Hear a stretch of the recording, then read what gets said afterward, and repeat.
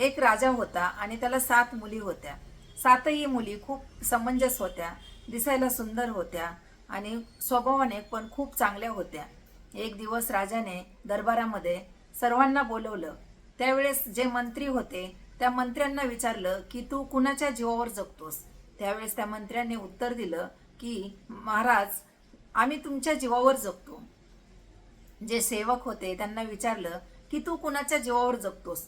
त्यावेळेस त्याने उत्तर दिलं की महाराज, आम्ही तुमच्या जीवावर जगतो. नंतर जे प्रजा होती त्यांना विचारलं की तुम्ही कुणाच्या जीवावर जगता. त्यावेळेस प्रजेने उत्तर दिलं की महाराज, आम्ही तुमच्या जीवावर जगतो. पत्नीला विचारलं की तू कुणाच्या जीवावर जगतेस. त्यावेळेस तिने सांगितलं, स्वामी, मी तुमच्या जीवावर जगते. नंतर ज्या 7 मुली होत्या त्यातल्या सर्वात मोठ्या मुलीला विचारलं की बाळा, तू कुणाच्या जीवावर जगतेस. त्यावेळेस तिने उत्तर दिलं की बाबा, मी तुमच्या जीवावर जगते. 6 नंबरच्या मुलीला विचारलं की बाळा, तू कुणाच्या जीवावर जगतेस. त्यावेळेस तिने उत्तर दिलं की बाबा, मी तुमच्या जीवावर जगते. 5 नंबरच्या मुलीला विचारलं, तिने तेच उत्तर दिलं. 4 नंबरच्या मुलीला विचारलं, तिने तेच उत्तर दिलं. 3 नंबरच्या मुलीला विचारलं,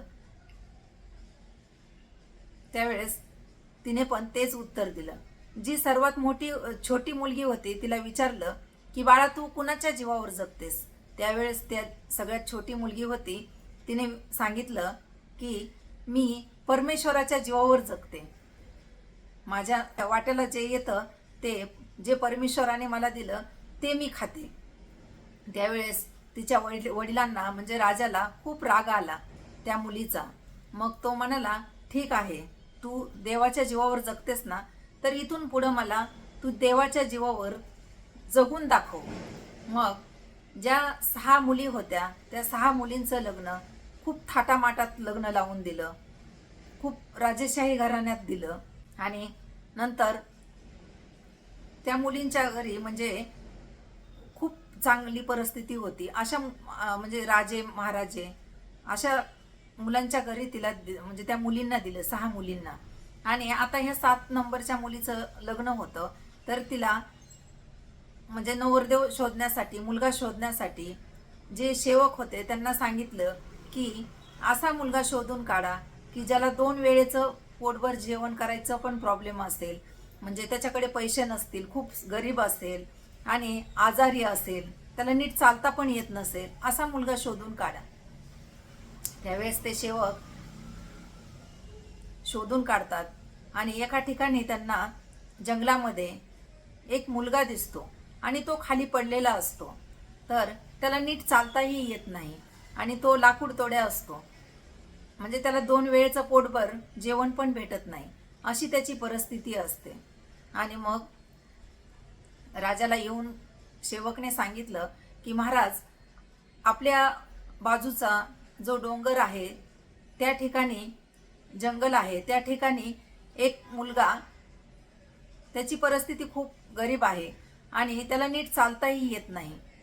तर राजाने सांगितलं, ठीक आहे, त्या मुलाशी या मुलीचं लग्न लावून द्यायचं. मग तयारी केली. सर्वजण ते जंगलामध्ये गेले आणि मग नंतर तिथे त्या मुलीचं लग्न लावून दिलं. तिला हुंडा दिला नाही, तिला काही दिलं नाही. एकदम साध्या पद्धतीनं तिचं लग्न लावून दिलं. आणि नंतर मग हे लग्न लागल्यानंतर सर्वजण निघून गेले. मग ती राहिली तिथं फक्त राजाची मुलगी आणि तो लाकूड तोड्या. ते सर्वजण गेल्यानंतर तिला विचारलं की म्हणजे तुम्हाला काय झालं आहे. त्यावेळेस तो सांगतो की मी ज्यावेळेस लाकडं तोडायला आलो त्यावेळेस अचानक मला चक्कर आली आणि मलाही कळलं नाही काय रोग झाला. तर मला त्यावेळेस मला चालता पण येत नव्हतं आणि इथं पाणी द्यायला पण कोणी नव्हतं. त्यामुळे मला कळलंच नाही नेमकं काय झालं ते. मग राजा, जो तो मुलगा होता, त्याने तिला सर्व हकीकत सांगितली. मग नंतर ती एक राजाची मुलगी होती, राजेशाही घराण्यात वाढलेली होती, थाटामाटात जीवन जगत होती.